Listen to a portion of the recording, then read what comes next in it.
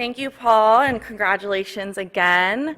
I'm thrilled to introduce our last plenary speaker for this awesome week. Dr. Ariane Peralta is an associate professor at East Carolina University. Her and her team work on climate and human-induced environmental changes, nutrient cycles, water cycles, and their impacts on microbial communities. She is an NSF Career Awardee, a richly cited and published scientist, and really an incredibly kind and generous mentor. Dr. Peralta is the epitome of a teacher scholar.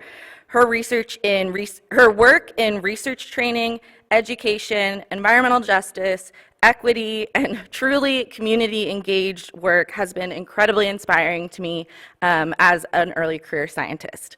So please join me in welcoming our last plenary, Dr. Ariane Peralta.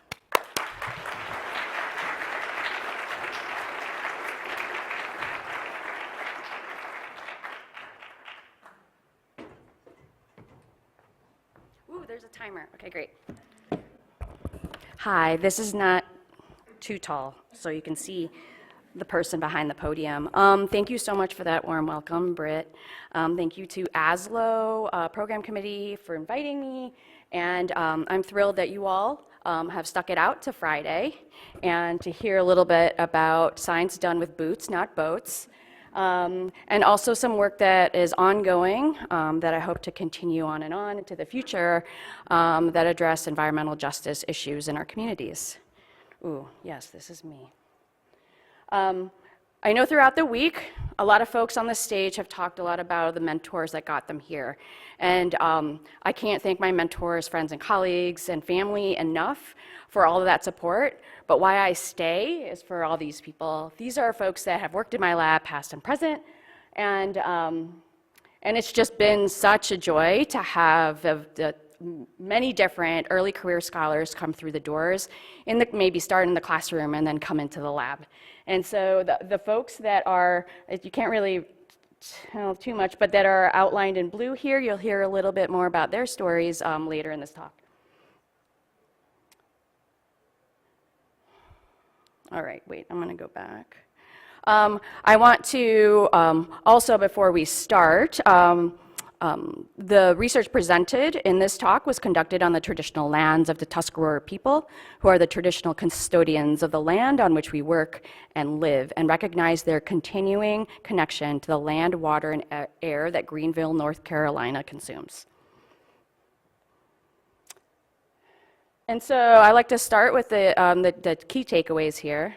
I need to make sure I'm not pointing that way. So wetlands, we know, provide myriad of not only environmental benefits, but also social benefits. And wetlands are experiencing compounding environmental stressors that I know we're all familiar with.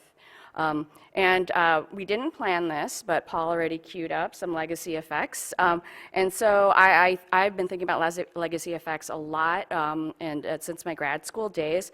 But one thing that I hadn't thought much about is like the social implications of legacy effects from different activities that have happened, colonialization, and also structural racism that we know to just continue to challenge our not only communities and our ecosystems. Wetland restoration and management does require a diverse set of approaches and folks at the table.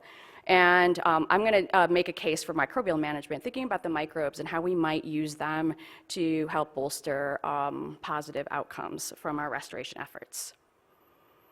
And so I'll talk a little bit coastal, a little bit salty, but we do work from the fresh to salt gradient in North Carolina. We know that the coastal wetlands provide a lot of different valuable services to us as humans that we value, that being just the biodiversity, the habitats provided, also in terms of valuing our fisheries, habitat for those different nurseries, and then as well as the benefits we get from coastal protection, from erosion, from wave energy, from the intense and frequent storms that are ever increasing. But we know that climate stressors as land use stressors continue to challenge these ecosystems and their ability to provide those different types of ecosystem benefits. Being on the coast, being in a hurricane-prone area, we get a lot of storm surge, we get a lot of precipitation that is punctuated and more intense and more frequent. We also sometimes get wildfires, even though it is pretty wet, and also the ever-increasing temperature that happens across our landscape. So then that is juxtaposed and also combined with land use stressors. A lot of development in this area and across all communities, industries, and agriculture. And so oftentimes when you think about health disparities and environmental justice, they kind of go hand in hand. A lot of the most low resource communities are also the ones that are feeling the most burden, not only with climate change, but also direct pollution from these different industries. But also, some of these industries also provide jobs, right? So it's quite a challenging kind of social ecological issue. And so thinking about the social part and the environmental part and kind of being intertwined, we think about maybe in a state where we weren't so extractive with our resources, maybe there being this balance.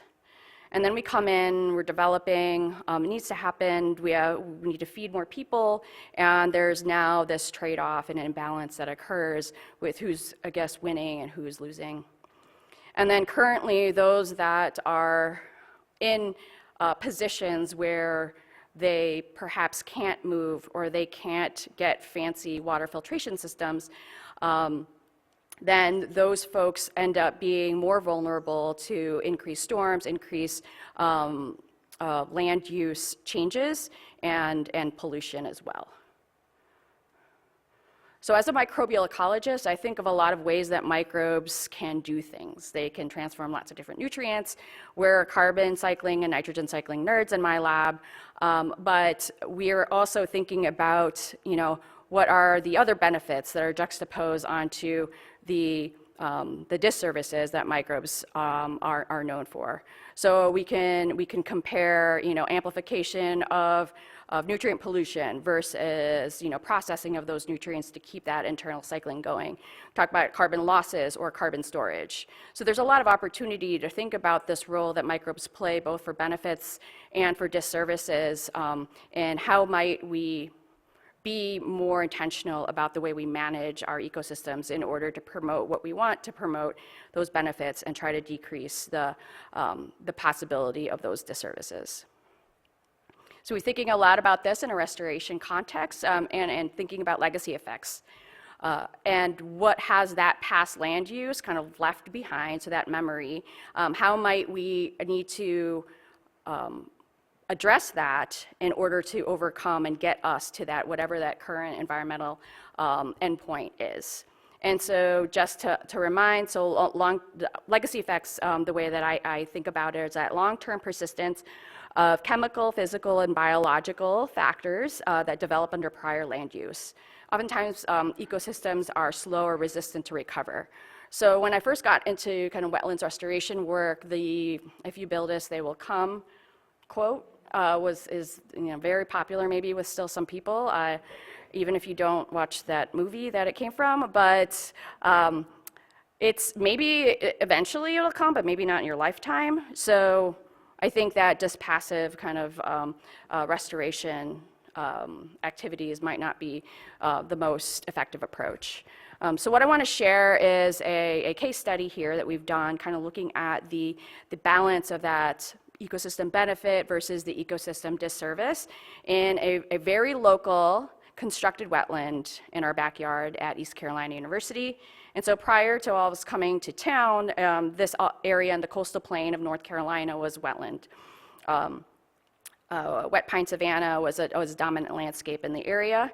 It's turned into, as a lot of our communities have been developed, lots of parking lots, and sometimes when we don't want the nuisance flooding on the parking lot, then you are asked to put in retention ponds or other urban types of aquatic systems. In this one, we had a cute little wetland here. So this was designed by an environmental engineer that was at ECU at the time. So it's just a map, and this is all conducted at the constructed stormwater wetland that is dedicated to Dr. Mark Brinson, wetlands ecologist at ECU for a long time. So it's a really small wetland, so we were thinking about how can you retrofit or redesign this small space in order to really increase the capacity for microbial transformations to happen. So here I'm just showing conceptually different microbial transformations associated with this hydrologic gradient. So we have when oxygen is present up in the upland part, perhaps where there's a lot of vegetation and translocation of oxygen into the sediments. We have support for aerobic respiration. We might go into denitrification in the more, getting more anoxic. And then if there's no plants and just open water, perhaps a really low amount of terminal electron acceptors and reliance more on the less energy favorable metabolisms going to methane production or methanogenesis. This work was led by a former Ph.D. student, Dr. Gina Bledsoe, and was supported by funding that she got. Love that. From the National Science Foundation Graduate Research Fellowship, North Carolina Sea Grant, and Water Resources Research Institute. And so this is just a schematic of that wetland design. So a lot of times in urban areas, you don't have the space you need in order to get all that water in. And so what Dr. Eben Bean did, who was a stormwater engineer on this, was created that variability in this small space. So in the dark blue, we have those deep pools that will retain much of the water. We have the flow path here that sometimes goes dry. And then we have these shallow land areas with the different types of plants. So there was a hydrologic gradient in the shallow area as well as ones that are associated with the more aquatic parts of the wetland. We would expect that there would be differences in the microbial transformations that would occur in those deep pools compared to the shallow land areas. And so over a period of a year, Gina went out and did monthly greenhouse gas measurements. We also took sediment samples to measure potential denitrification rates using the acetylene block method, tried and true lab method, lab assay, and what we found was that Season, which is not we weren't surprised by this, Season had a higher or supported higher rates of denitrification potential compared to the land use type. I don't know if folks are real nerdy about denitrification rates. These are really low. Well, this little constructed wetland doesn't get a lot of nitrogen. It gets more a lot of parking lot runoff. And so, but what we could say about this is that the blue, which is the deep pools versus the shallow land in the green, if we converted some of those deep pool areas into shallow land, you might not lose denitrification capacity. And this is something that we see in other wetlands that are actually more primed to nitrogen inputs. And then here is a graph of methane production in carbon dioxide equivalents. And so in the gray, it represents the methane output from the deep pools. And I'm not showing all of the data here, but I just wanted to show the proportion of methane that is produced from this little wetland. And it's something that is not of concern in the area of nutrient credits, right? So if really what our motivation is to build urban stormwater ponds and wetlands is to capture water, so it's about the water quantity issue. Sometimes a water quality issue for nitrogen, but really we're not set up to measure / really care about or get incentivized to do anything about the carbon, but we were super interested in understanding what this trade-off would look like. Because this is a microbial ecology talk, there is an ordination plot here for you all who want one. You're welcome. And so here we're seeing just an average of microbial community composition. That in blue represents microbial communities, or specifically bacterial communities, that are found in the flooded zones. The different shapes represent different seasons, fall or spring. But I want to point your attention to the blue versus the open symbols. So that would be the land, the shallow land versus the flooded. So there are different bacterial communities that are represented in those plots or in those sediments. We also have a heat map. You can check that off on your bingo card. So we have a heat map here of the microbes that are found in these sediments. So on the left, flooded, on the right is shallow land, and what I am highlighting here are certain, are particular taxa that are higher in the warmer colors, or the greens and yellows here, compared to the shallow land. So we have evidence that there are taxa that do carry out these methane cycling transformations, like we were measuring in our gas fluxes in situ. Okay, so thinking about this just case study, there are certain things that we can do from a design, a constructed wetland design perspective with regards to tipping this balance between, what do we want these ecosystems to be able to do? It might not be anything that you're forced to do, but I think our role as scientists and thinking and working alongside municipalities and nonprofits is to share some of the resources that maybe might not cost more to do, but would then perhaps move the needle on climate change mitigation in different ways.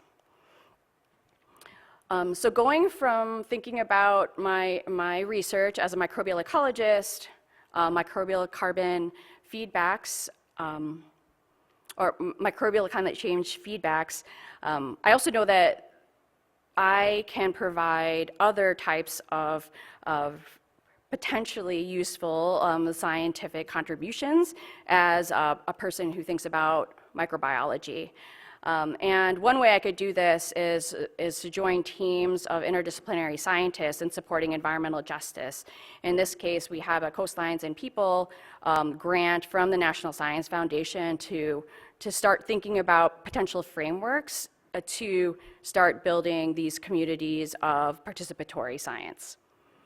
And this is led by Dr. Stephen Moisey at East Carolina University. I borrowed some slides that Stephen and Jacob have prepared. And then our other team members are from the different institutions listed below. And so this research is essentially focused on developing trust and reciprocity. We heard in different plenary talks about this trust and reciprocity, and I'm going to emphasize it as well. And so there's different types of community engagement models out there, but really they do rely on building those relationships. And so here is listed what we have set out to do, but of course, going into this, it's not about us, it's not about the researchers, it's about the community partners.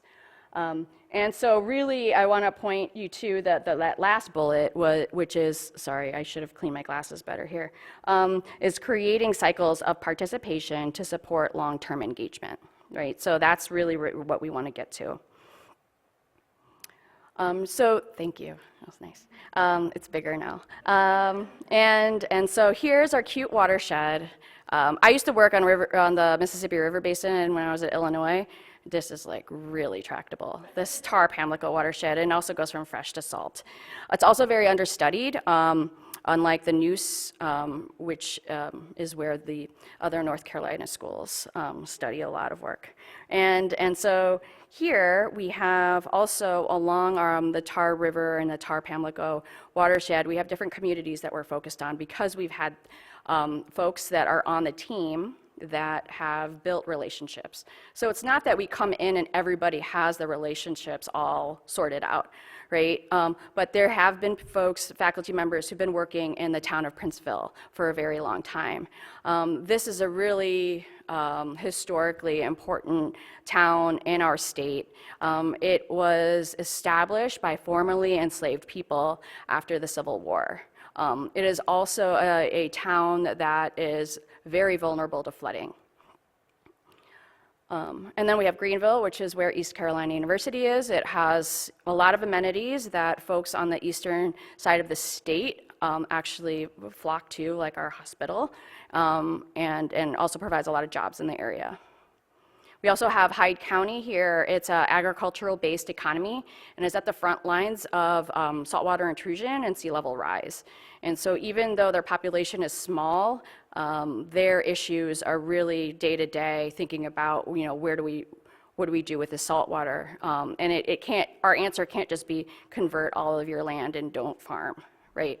And so it is a really sticky problem. And then we have the Outer Banks, which maybe some people know about if you vacation in North Carolina.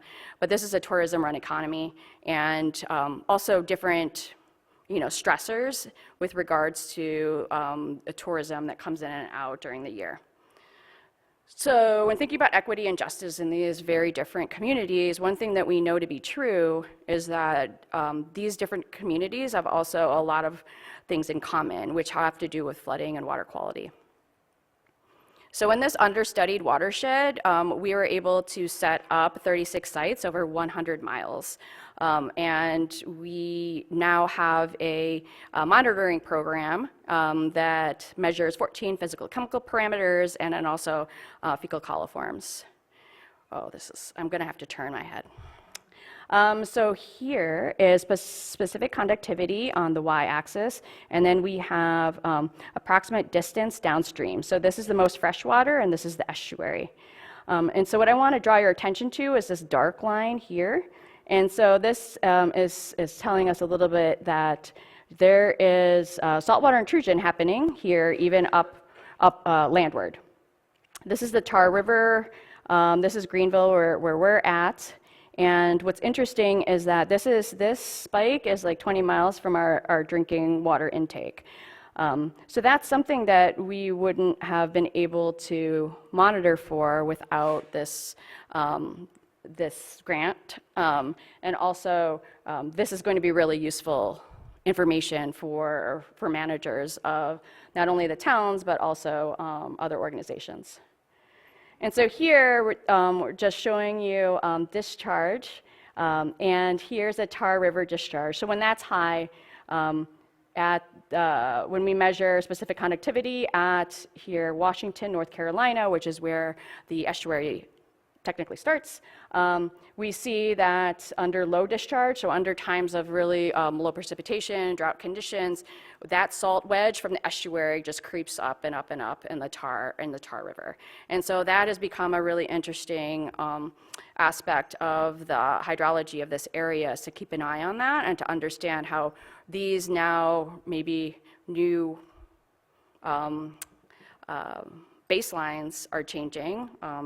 And this type of monitoring program will help with China managing that. So these data the point of this was to then share the data out to community members, to different organizations, almost real time, but we do have a lot of lab analyses, so they're not all sensor-based. And these team leads are GIS specialists. And so this is the North Carolina Community Information Portal. And this just came online, I think, less than a year ago, and it's always in development. And the point is to have folks interact with this. Folks, very broadly speaking, could be other, I mean, I use it a lot, and I try to use it in classes, and also encouraging our community partners, maybe K through 12 groups, to start interacting with this. But then, not everybody really wants to interact with data. I get it. But how can we develop resources with community members to enhance access to and encourage the use of these types of digital tools? because it's not just as easy of, hey, just go to this website and click around. That's not going to do it. But we also don't expect everyone to have to do that either. But I think that if we don't think thoughtfully about who is this for, just like I'm borrowing that from earlier this week, then this will only get used by us, and we're really good at that already. And so one way is just to get the word out. Having community, like building community, right? So we have the Tar River Community Festival that is really just about sharing stories of the river, sharing science stories, and broadening participation. Just getting folks to come together and to interact in a way where it's like multi-generational. It's really fantastic. And talk about the things that we're doing along our watersheds and sharing stories. And to think about the partnerships that have come and collaborated with some folks on our team. Jermaine McNair, who is one of the key folks on our research team, is a sociologist and also community organizer. So what Jay did was to ask this question of different community organizations. How well do you believe your organization's mission aligns with the needs of your target population? And so what I want to point your attention to here is at the bottom. So 69% of these organizations, so our organization's mission provides an important need for our community, but the population likely has more pressing daily needs that we don't address. Okay, so that is not just that's how what happens usually when research teams go in. It's like, we're coming in, we do this thing, isn't it helpful? So that's actually happening more broadly. So 13 out of 16 organizations surveyed say they're missing the mark. So one thing that Jay has been really championing is this idea of just coordination. So creating this community council collaborative, so One Carolina. And the point here is to essentially shift our thinking toward finding how we, as the researchers, fit into community priorities rather than how the communities fit into our priorities. And this, again, takes time. It takes a lot of intentionality and building trust. So this is initiated by our project, but it is not it's not owned by the project. It's owned by the community. This is one of our meetings. That's me.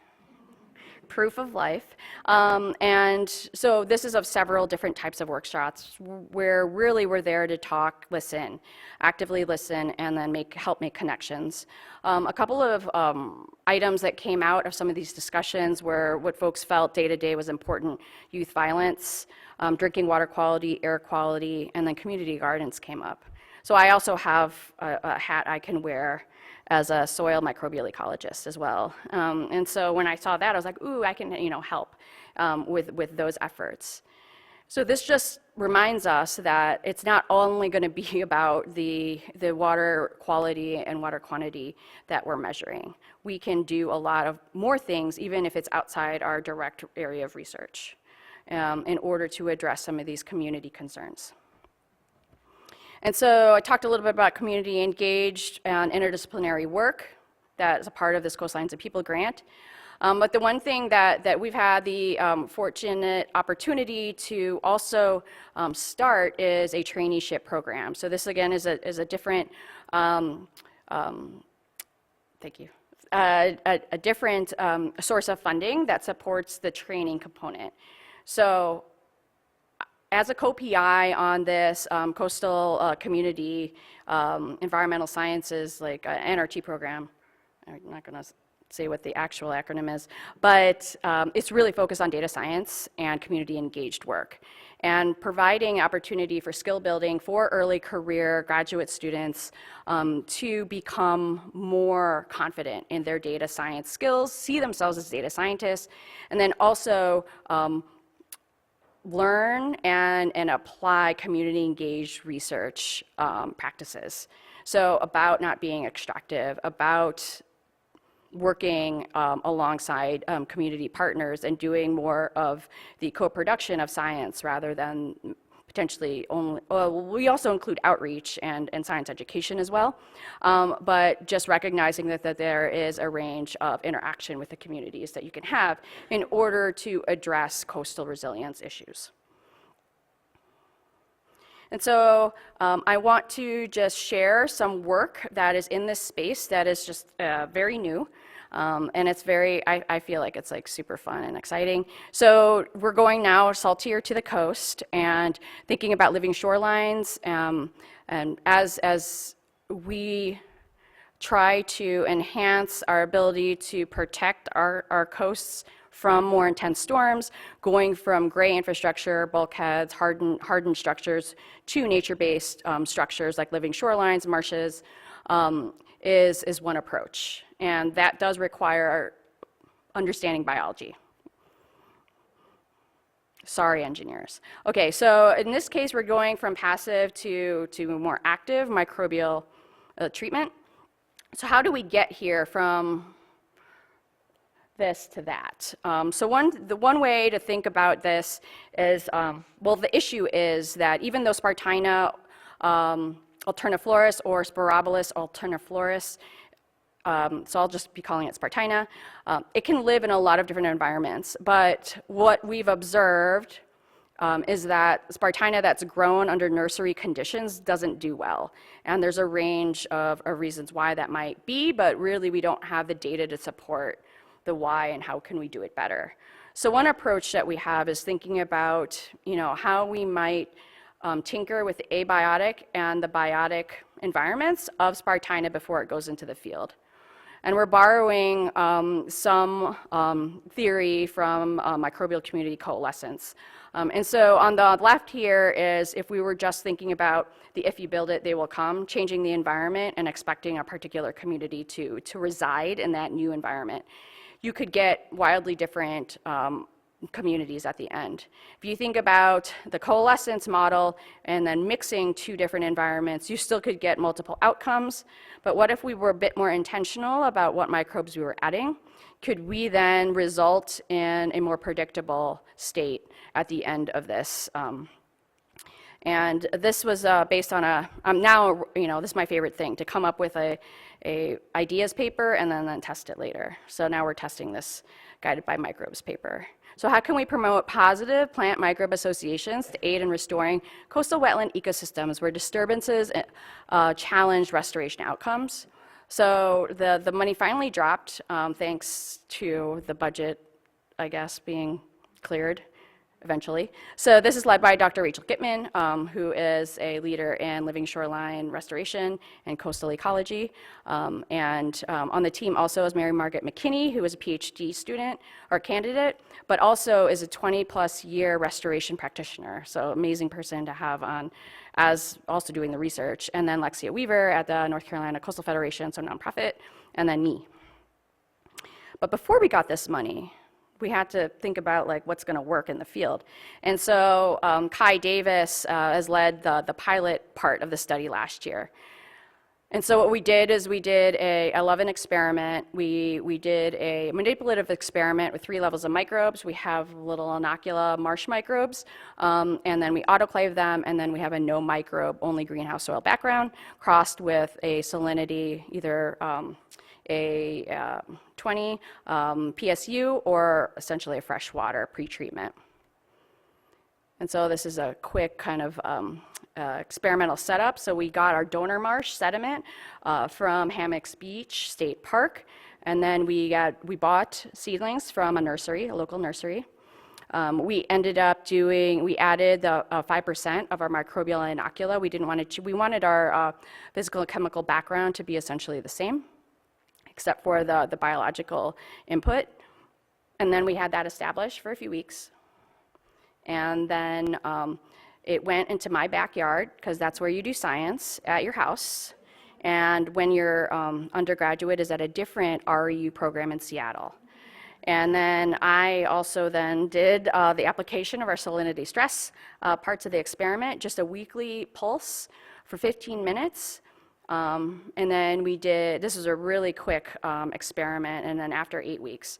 So really what we want to do is then take this into the field, right? But we were excited to see some of the results from this.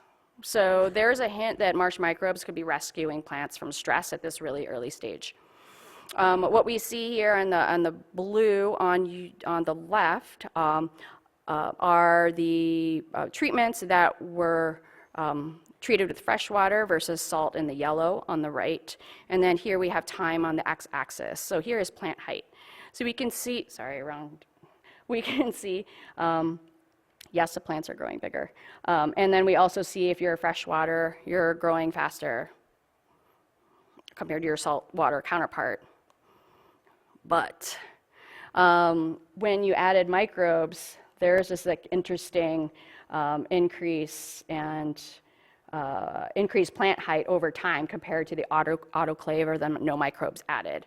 So this kind of switch into the box plots being higher under blue versus yellow and having that kind of become equal was a kind of an interesting first glance at the data.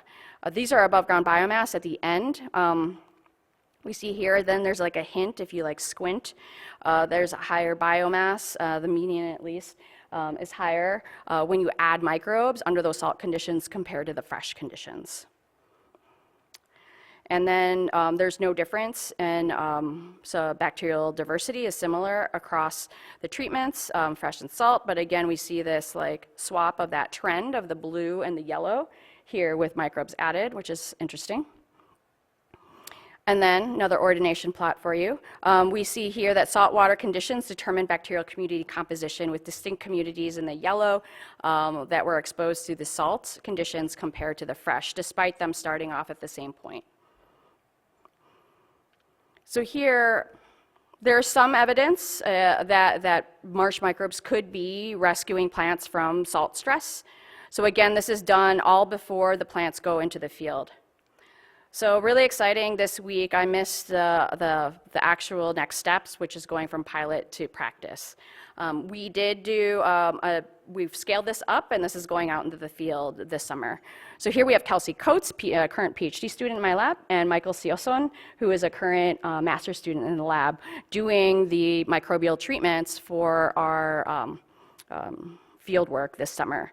And so we have donor marsh that is there on your left, and then we did the marsh inoculation, the marsh sediment inoculation, and then Rachel Gitman's group took the Bogue Sound saltwater at the Institute for Marine Sciences in Morehead City, North Carolina, and then did that salt exposure in mass. So one thing that I want to clarify is, like, when we thought about how to scale this up, we're also thinking about what would be adopted by that nursery, what would be adopted so that these results could then be scaled to be useful.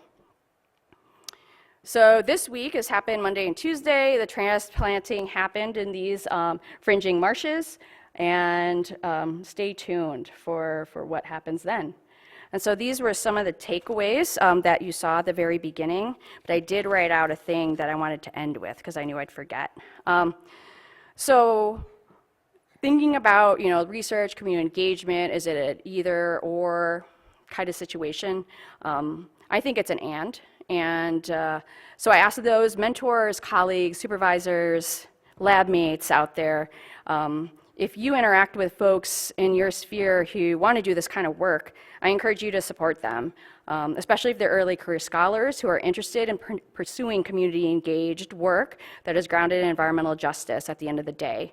And a lot of times this might not be the most compelling in terms of, what publications are going to come out, but I know that our institutions, our annual evaluation of each other is slow to change. But that doesn't mean that we don't have to support the work that is going on.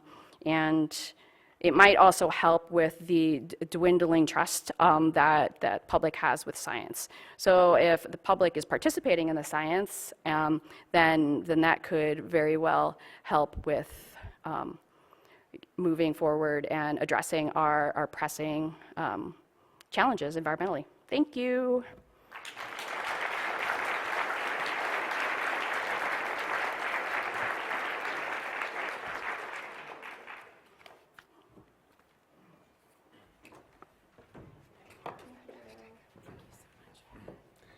Thank you, Ariane, for a fantastic and expansive talk, and it was a great model for community-engaged research. So we really appreciate you being here on our final day.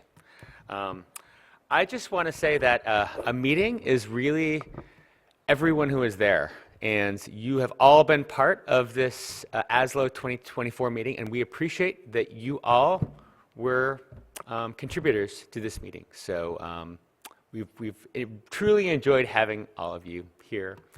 And I want to also just note that there were 38 countries represented in the institutions at this meeting, so it was truly international. Now, mind you, most of us were from the United States or Canada, but it was great to see such broad international participation.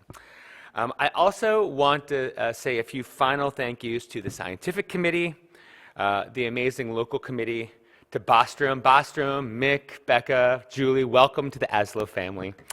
To the Monona Terrace and ASLO and the ASLO board. It was just truly a pleasure hosting all of you, and I finally want to just remind you to show up for the closing reception desserts. So, yeah. Thank you. Thank you, everyone.